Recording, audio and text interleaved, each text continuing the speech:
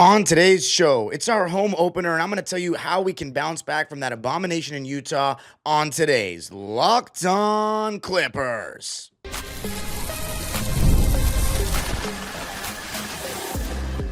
You are Locked On Clippers, your daily Los Angeles Clippers podcast, part of the Locked On Podcast Network, your team every day.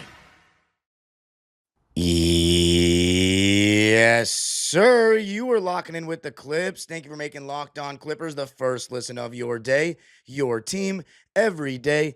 I'm your host, Darian Vaziri, born and raised in LA, been a Clipper fan for 21 years, been covering the team for 6 on my own YouTube channel, Dime Dropper, and 4 right here on the Locked On Podcast Network. Your team every day. Make sure you subscribe and hit the notification bell so we can get to 8,000 subscribers by the end of the month. And, of course, you can listen wherever you get your podcasts. This episode is brought to you by FanDuel, America's #1 sportsbook. So what are you waiting for? Visit FanDuel.com to download the FanDuel app today and get started. Ladies and gentlemen, let's take a deep breath together. Let's just wash away that first game and hope that after tonight, it'll be a distant memory that was just a fluke, a one-off, and not something that is an accurate representation of this team. I'm going to be talking about the ways we can come out and win this home opener against Phoenix. And let me just tell you, year 2 at Intuit Dome, you got the new food items ready to go. You got the swell in the wall ready to go. Clipper Nation had an amazing first year at Intuit Dome, set a real tone, and showed the league how loud Clipper fans could be. Steve Ballmer's palace was put on display. And we are right back where we were last year, in a sense, by playing the Phoenix Suns on opening night. Now, of course, that was our first game of the season last year. This is our second game. So let's talk about how we can just rewrite what happened on Wednesday. First, the energy. I can talk about X's and O's all day long. I'll do another episode, probably not tomorrow, because when I get home tonight, I'm probably going to just do an episode on the game, hopefully a win. And then I have a tournament. Actually, you know what? My tournament on Saturday's later, so maybe I can do another episode talking about the starting lineup possibilities, because that's been a big topic of conversation. Who should we start and all that. So I'll probably do an episode on that. But I just want to talk about, we don't know if there's going to be a change in the starting lineup as of now. As of me recording this, we don't know if there's going to be a change in the starting lineup tonight. But before we get into any X's and O's, the main thing that has to change is our energy, our intensity, our effort level. Because that was what was so appalling about Wednesday. We just literally did not look like we cared. Lack of communication, bad transition defense, really careless with the basketball, whether it be passing, handoffs, sideline out of bounds passes. It was just an abomination. And also just a really hot shooting game from the young Utah Jazz. Now, the Phoenix Suns actually do have a younger version of their team last year. They had a very impressive, I watched the extended highlights, nothing more, they had an impressive opener against the Sacramento Kings where they trailed by as many as 20 points and came back and won the game 120-116. So they're technically 1-0, we're 0-1. And they have a younger version of their team. They have Oso Ighodaro that started, Ryan Dunn started. They had guys like Nick Richards, Mark Williams, Colin Gillespie coming off the bench. So they're a much younger team than they were last year, where they had kind of a lot of the same criticisms as us. But it doesn't matter, right? We got to control what we can control. And that is to come out and set a defensive tone. Defensive tone. And just, if you're not pumped up for your home opener, you should be pumped up for your opening game, period. But if you're not pumped up for your home opener, Intuit Dome, and in Kawhi Leonard's case, his first time playing a home opener at Intuit, then I have to question this team completely if we don't come out with energy tonight. We got to hit the ground running. And that doesn't mean get off to a 10 to 20 point lead in the first quarter, but that means let's just see that you guys care. Let's just see that we're not a joke. You know what I'm saying? We got to be at it defensively, swing the ball with intensity, and everyone's got to box out. You know what I'm saying? The rebounding has to be better, but it's those little things. How quickly are we getting into our sets? Are we swinging the ball with conviction? Are we letting it fly when we're open and not second guessing our shots? But for me, it's the defense that has to begin better. I think we're still going to have the same starting lineup of James, Brad, Kawhi, Derek, and Zoo. And in Bradley Beal's case, for example, he's playing against his former team. He's only played for 3 teams, including the Clippers. Washington, he had an amazing tenure, one of their best players in franchise history. And in Phoenix, he had an underwhelming tenure. So I feel like he's probably not bitter towards Phoenix, but he should have a little bit of a chip on his shoulder tonight. And especially playing your first game in front of Clipper fans, it should be a moment that you want to prove something, a game where you want to prove something to the fans, win them over early. That all matters. And then, of course, you got the Chris Paul factor. Did not play well against the Jazz. Only had 1 field goal made. And he's returning to the fan base that not only embraced him, celebrated him, but that he gave endless memories to and elevated the franchise to a level where the ownership and people could say, oh, if the Clippers had their own stadium, they could fill it. They could be successful. Because before Chris Paul, we didn't have sellout streaks consecutively. We had Blake Griffin in 2010-11 started the sellout streak, but the consistency, the winning season consistency, that all came with CP3. And Blake Griffin even said that. He even said, my first year we won 32 games. And when we got Chris Paul, it was winning, and more winning, 50-win seasons over and over again. So it's just got to be, first and foremost, intensity, energy. How badly do you want it? As cliche as that sounds. But we got to be intense. We got to be ready to go. Defense has to be sharp. Derek Jones Jr. is likely going to take the task of guarding I almost said Bradley Beal. Devin Booker, right? That's a good guy to guard Devin Booker. And Devin Booker kind of kills us historically. But now we don't have to worry about a Kevin Durant on that side as well, which makes things a lot easier. And even last year, Bradley Beal, he had a really solid opening game in the first game at Intuit Dome. So if I had to predict the matchups for this game, it's going to be, to start the game, obviously Clippers are going to switch 1 through 4, but primary matchups, Derek Jones Jr. on Devin Booker. We'll probably have, obviously, Zubats on Oso Ighodaro. I would think James Harden on Dylan Brooks, Kawhi Leonard on Ryan Dunn, and Bradley Beal on his former teammate Grayson Allen. There's no crazy size disadvantage there like there was on Wednesday. This is a much more even matchup in terms of size, even if we don't start John Collins, right? Because they're playing, their second tallest guy out there is Ryan Dunn, maybe? Yeah, he's a 6'7". Devin Booker's 6'5". Dylan Brooks is 6'7". I didn't even know that. And Grayson Allen is 6'3". This team is exactly the same size as us, if not smaller. So there's absolutely no excuse to not box out tonight. There's absolutely no excuse to not lock this team down tonight. It's going to be Zubats drop coverage. We just need to be careful. I would not even mind blitzing Devin Booker and just getting the ball out of his hands and making these other guys beat us. I really wouldn't mind that at all. But coming up, so the main takeaway is, let's see where our energy's out. How are we going to respond to that game? That's what I'm looking at. Our body language, our intensity.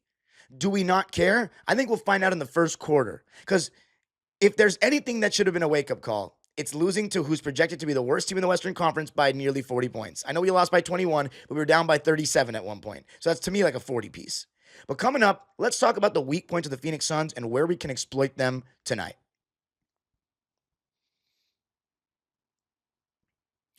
I got to tell you a little something about Robinhood. Your ambition just met its match. With Robinhood, you play for the win, not just on game day, every day. Locking in on every opening, beating your PR, beating it again. Channel that drive into your money. Robinhood puts you in control of your money. Trade stocks and ETFs, options, futures, and crypto, all on one platform. You can now build and execute your own trades from a desktop with Robinhood Legends advanced tools, or take advantage of the new Robinhood strategies with a tailored portfolio managed by a team of experts. You expect more from yourself. Expect more from your money. Get started today at robinhood.com/yourmoney. Again, that's robinhood.com/yourmoney. Your money, your move. I got to tell you a little something about DoorDash. You see, the NBA season is heating up, and DoorDash has found the perfect way to keep fans in their bag all season long. Whether you're watching for the highlights, your fantasy team, or just your favorite player, DoorDash makes every game night even better. DoorDash is the official on-demand delivery platform of the NBA, and they're celebrating with something called the bag drop. Every time, and I used this last year too, every time an NBA player scores 50 points in a game, DoorDash drops 50% off your order with Dash Pass the next day, and you're automatically entered for a chance to win the ultimate fan bag. Now, let me tell you something. I actually, from this ad from Locked On, I started doing this. I got Dash Pass. I still have it. And Steph Curry scored 50 against the Orlando Magic, and boom, I got 50% off my order. It was amazing. It really was. So I highly recommend it, especially with, for example, SGA just scored 55 points. Aaron Gordon, boo, just scored 50 points on Thursday. So you would be eligible for that 50% off, but you have to get Dash Pass. That's the key. So next time someone goes off for 50, use promo code NBA50 the next day to get 50% off on DoorDash with Dash Pass, plus your shot at the bag drop. Dash Pass members only. 50% off up to $10 the day after a 50-point game with promo code. Terms apply. No purchase necessary. Ends April 13th. Open to U.S. residents 21 or older. Visit DoorDashinYourBag.com for full details. DoorDash in your bag all season long. All right, Clipper Nation, it's an exciting day. I'm super pumped up. The second this episode is posted, I'm heading on to Best Buy, getting a portable charger, and then we're going to Intuit Dome and starting our interviews and getting ready for World Series Game 1 before the Clipper game, because what a day in LA. You got the World Series Game 1, you got the Clippers playing a home game, you got the Lakers playing a home game. Not a huge fan, though, of when the Clippers and Lakers are playing a home game on the same night, because being the second-class citizens, it takes away some eyes from us, which I don't like, especially on the local side of things. So I hope we don't have that many of them. I think we had like less than 10 last year, but it is what it is. I'll be locked into our game, of course. But let's talk about the weak points of this Phoenix Suns team. Now, there's no point in looking up stats from last year. Completely irrelevant because it's a completely different Phoenix Suns team. Their weakness, I'd say, is that outside of Devin Booker, who really is creating shots for this team? Devin Booker had 31 points on Wednesday. Their next highest scorer was Dylan Brooks, who had 22 points on 9 for 24 shooting. We can live with 9 for 24 shooting. But their second best creator in that starting lineup is Grayson Allen. Like, if we're not shutting down Devin Booker, and if we're not making a run when he's out of the game, then I don't know what to say. Our bench needs to expose theirs. I'm very curious to see if Ty Lue staggers one of Harden or Kawhi and leaves them in with the bench, or if he tries to roll out the total bench unit of CP3, Chris Dunn, Nico Batum, John Collins, and Brook Lopez again. It might work against this Suns team because they're not very deep. So I wouldn't mind trying it again, especially because it was the starters that got us into a hole on Wednesday, not the bench. But we'll just have to see. I think the bench is where we can really expose Phoenix. Their bench players that they used were Royce O'Neal, Nigel Hayes that played for Wisconsin, Nick Richards, Mark Williams, and Colin Gillespie. I think Mark Williams could be interesting because, he had 15 points and 11 boards off the bench. 6 points and 11 boards off the bench in his debut for the Suns. And he's a much younger, more athletic player than Brook Lopez. So I hope Brook Lopez doesn't have too much trouble with him. Maybe we could even throw John Collins on him. But I think our bench, especially when Devin Booker's out of the game, has to take advantage. As far as where they're exploitable, I think the one area that the Suns definitely got better, because they don't have Jalen Green right now, if you don't know. The one area where the Suns really got better was defensively. Now you have Ryan Dunn starting. You have Dylan Brooks starting. So Dylan Brooks is probably going to guard James Harden. And I would think Ryan Dunn is going to guard Kawhi Leonard and Grayson Allen on Bradley Beal. Can Ryan Dunn guard Kawhi Leonard? I would prefer that instead of just putting Oso in the pick and roll with Dylan Brooks guarding James Harden to start the game a ton, we go to Kawhi immediately and set a tone by getting him going early. Because look, Ryan Dunn is a good defender, but at the end of the day, he's still a sophomore in this league. Kawhi Leonard is one of the best scorers the game has to offer. And my only issue is we don't play through him enough sometimes. We need to start out, in my opinion, in the first quarter, Kawhi Leonard, ISO, ISO. Make them double team. That kind of deal. Because last game, we finished the game with our best player only shooting 9 shots. And that is not ideal in any way, shape, or form. So that's also on the coaching staff. And I think that they will adjust. I personally think that they will make a more concerted effort to get Kawhi Leonard going early on in this ball game. But defensively, the Suns are better. And we got to be careful how much younger they are. Transition defense is going to be huge tonight. Huge, because the scouting report is out on the Clippers. We're old and we're slow. So everyone's going to try to push off of rebounds.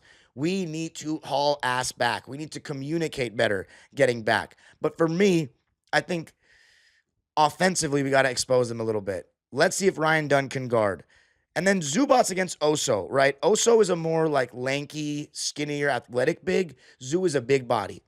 Feed Zoo early as well. Straight up, post up with Zoo against Oso. Can he guard? Because Walker Kessler, very different size than Oso. We need to feed Ivica Zubats early in this game. But the bench, when Devin Booker's out and exposing their lack of shot creation, that is the key to this game. Do we blitz Devin Booker and make guys like Ryan Dunn and Dylan Brooks beat us? Maybe. Dylan Brooks shot 1 for 8 from 3 on Wednesday. As a team, the Suns shot 10 for 34 from deep. And Royce O'Neal and Grayson Allen, if you combine the two of them, made 6 out of those 10 threes. So we shall see. In my opinion, we'll probably start in drop coverage against Booker. But Zoo needs to really, not drop too deep, because if Booker starts getting going, coming off screens for that wide open jumper, we're going to be in trouble. Got to rely on our backside rotation to take away Oso on the lob and stuff like that on the roll. And I think Kawhi Leonard and Derek Jones can do that. So we shall see. It's going to be a very interesting game, but it's a must-win for us, in my opinion. I said that about game 1, and technically no game's really a must-win in game 2, but it is. Because do we want to be a top 3 seed or not? Because if we want to be a top 3 seed, every game matters in an 82-game season. Especially in this tough Western Conference where there's so much parity, there's so many good teams. We need to be play with a must-win energy tonight. Especially because we lost the Phoenix Suns 4 times last year and we were better than them. And we lost our first ever game at Intuit Dome to them. Come on. You need to show some pride in this franchise. New year, doesn't matter what happened last year. No, it does. Okay, it does. Especially due to the fact that most of our team is returning. Right? Obviously, Bradley Beal, John Collins, Chris Paul, and Brook Lopez are new, but Derek played in that game. James Harden played in that game. Zubats played in that game. Chris Dunn played in that game. We need to be better. So anyway, coming up, we're going to be talking about where it begins in this game. I got to tell you a little something about Rugiet. Let's be real. Making excuses doesn't solve anything. We've all heard them before. It's just stress. I'm tired. Or it happens to everyone sometimes. But when it comes to performance, sometimes your body just needs a little extra support, and that's where Rugiet comes in. Rugiet.com offers fast-acting, doctor-prescribed treatments for erectile dysfunction designed to help you stop making excuses and start making moves. If prescribed, your treatment ships discreetly straight to your door. The process is fast, simple, and private, and it's all handled by real doctors. It's about confidence, connection, and getting back to the moments that matter. And when I say real doctors, I don't mean Glenn Rivers. Visit rugiet.com/LockedOnNBA to get 15% off your first order. That's rugiet.com/LockedOnNBA. And don't forget to use our code LockedOnNBA so they know we sent you. Rugiet. Stop making excuses and start making moves.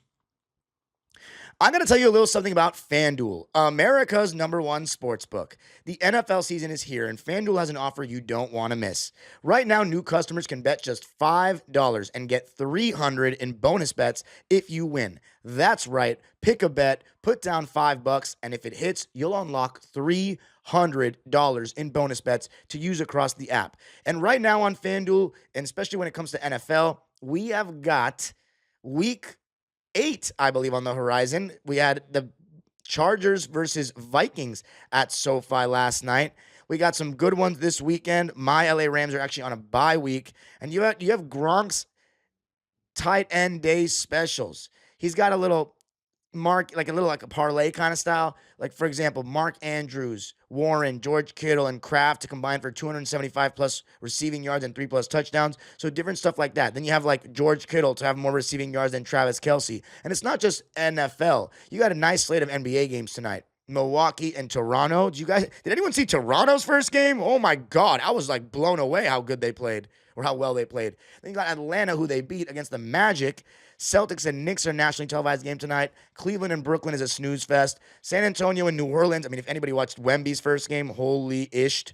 Detroit and Houston. Houston looking to bounce back from that overtime opening game to the Oklahoma City Thunder. And of course, our Clippers are -10 tonight on FanDuel. So where can you go to bet on all these? What are you waiting for? Visit FanDuel.com to download the FanDuel app today and get started. All right. So, talking about where it begins, it starts on defense and rebounding. To me, the most important parts of winning games at every single level. Defense and rebounding. I preach it as a coach all the time. I preach it as a podcaster all the time. It's what made us great last season. 3rd best defensive rating in the league. That was nowhere to be found on Wednesday. Everyone, 1 through 5 in that starting lineup, needs to take more pride in their defense. Derrick Jones Jr. was getting blown by left and right. Kawhi Leonard was behind every single screen and not boxing out. James Harden was just gambling and not boxing out. Ivica Zubac was unaware of things that were happening behind him several times. Everyone needs to step up. Bradley Beal was not guarding without fouling, and hopefully we get a little more home-centric whistle tonight. But everyone needs to take more pride in their defense and rebounding. We have to box out 1 through 5. I know teams are going to get back, and maybe the Phoenix Suns aren't a team that's going to crash the offensive glass as much as Utah did with their 3 7-footers, but we need to make sure we're just doing our part. In my opinion, it should be second nature for any person playing basketball at any level, even if it's a rec league. When a shot goes up, you hit your man and box out. That's simple. You're not going to win games at high levels without doing it. So that's where it begins. And then, as I said, feeding Kawhi Leonard early on in this game. Getting him going early. Don't go, oh, you know what, we're going to just get Kawhi going later and have James Harden and Zubac spam pick and rolls in the beginning. No. Is this Kawhi's team or is it not? Is it or is it not? I don't care that the offense looked bad in the first game. It's Kawhi Leonard's team. Point blank. It's not James Harden's team. I don't care what Harden stands say about it. It's Kawhi Leonard's team. We got James Harden to help Kawhi. Kawhi needs to be much more engaged on both ends, and he needs to be better. It's not just about, oh, we need to feed him the ball. He needs to be more aggressive, period, on both ends of the floor. He needs to play like a guy that, like we saw in the playoffs last year, like we saw in the last 2 months last year. But then, as I said, our bench. But it really just starts with our effort, man. If you're not pumped after the brand new season 2 of Intuit Dome intro that's going to play on that Halo tonight, and the Swell season 2, and introducing Chris Paul and all these new additions to the crowd before the game, you don't belong in the league. You don't. Like, I don't care how many years you've been in this. This is special. We have to be ready. And you know what? Where it also starts is in the crowd. I know we lost that first game by such an embarrassing margin, but that just means we need to pick it up as fans. We need to lift this team up. We need to be just as loud as we were last year, and I don't expect that on an opening game because it was the first game we ever played in the arena, so I don't expect that. You can never replicate that excitement for an opening night, but let's get close to it. You know what I'm saying? I think everyone now knows how special Intuit Dome can get when it's loud, and we need to make it booming tonight. So, in terms of individual players, I think James Harden actually played okay. It's just he needs to not shoot so many threes. Get downhill, make them guard, see if we can get Dylan Brooks into foul trouble. That would change the game drastically. Because he's just especially with the way that this team is constructed, he's kind of like their grit guy, their energizer bunny. You're in the game to just mess shit up. You know what I'm saying? That's Dylan Brooks for you. So, if we can get him in foul trouble, and then someone like Grayson Allen is guarding James or Ryan Dunn, and then we have somebody that's weaker guarding Bradley Beal, that would be ideal. No pun, no, not to rhyme intentionally there. And then off the bench, what defense are they going to run against Chris Paul? Again, if I were other teams, I would blitz Chris Paul every time because drop coverage, you're asking for that CP3 mid-range, and that's when he can get going. So I hope they play drop coverage so then we can see the CP3 mid-range and Brook Lopez wide open for threes. If they're smart, though, if they switch, right, then they put Mark Williams on Chris Paul or whoever on Brook Lopez, hopefully we can, throw the ball to Brook Lopez and he can post up and stuff because CP3 is not going to be blowing by even big men that much anymore, especially young mobile bigs. So Brook Lopez is probably going to be the one, if teams switch that pick and pop, which you're going to see a lot of this season, to take advantage of mismatches. So I think Brooks needs to get into his post bag there and dominate that way. So let's see how that goes. What defense they're going to come out against Chris Paul.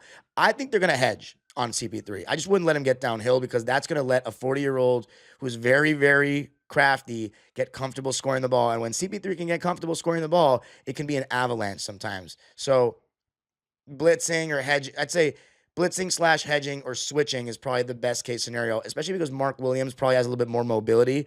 I would expect and anticipate a switch on that pick and pop tonight in that second unit.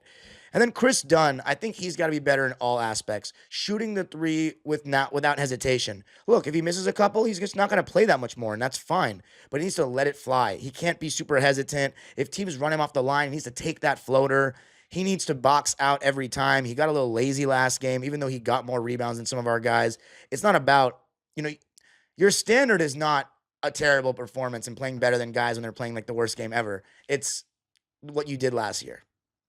And then Zubats, hopefully just more locked in on the glass and to start the game defensively in terms of communication and stuff like that. Because, he grew into the game, but it wasn't good enough for me. And I don't think it was good enough, period. And then I think John Collins actually played pretty well. I think Derrick Jones Jr. grew into the game. So more of that from John Collins would be good to see. And I hope he can energize the crowd with some dunks tonight, maybe some high-flying blocks. Something to really win everybody over right away. Not to say that everyone's not excited about him, but to really win the crowd over right away. And yeah, that's my take on that. But this is going to be a fun night. And everything will be documented on my Dime Dropper channel. You'll get a post-game episode right here on Locked On Clippers in the morning on Saturday. So I'm ecstatic. There's nothing like the excitement of a home opener. I went to the one in 2007. That was my first one. We beat the Nuggets 96-95. Tim Thomas hit a go-ahead 3. Went to the one in 07-08 when we beat the Golden State Warriors coming off the We Believe season. That was awesome.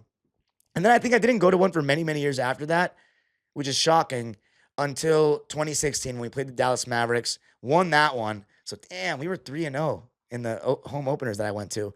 And then, of course, I went to the 2021-22 one. We lost that one to Memphis. I have a vlog of that one. And then 2022-23 against the Suns. Damn, I just realized we played the Suns in 3 of our last 4 home openers, and we've lost every single one. So it's time to rewrite that script. I can't stand that franchise, man. I just really can't. And then, of course, 2023-24. That might have been my favorite one against Portland when Westbrook went off and Bones Highland went off. And then, of course, last year was the best. Even though we lost, it was like just such a special night as a Clipper fan. So you can follow me on Twitter and Instagram at Dime Dropper Pod. Subscribe to my own YouTube channel, Dime Dropper, where I've been going live after every Clipper and Laker game. And, of course, doing some content on our other LA teams, including the one that's in the World Series. Go Dodgers, baby. You already know how it is. Let's go. A Dodger win and a Clipper win would be the peak tonight. And, of course, subscribe to Locked On Clippers and hit the notification bell so you know every single time we post a video on the road to 8,000 subscribers. The age-old proverb continues. Go Clippers. Need it tonight, ladies and gentlemen. Need it.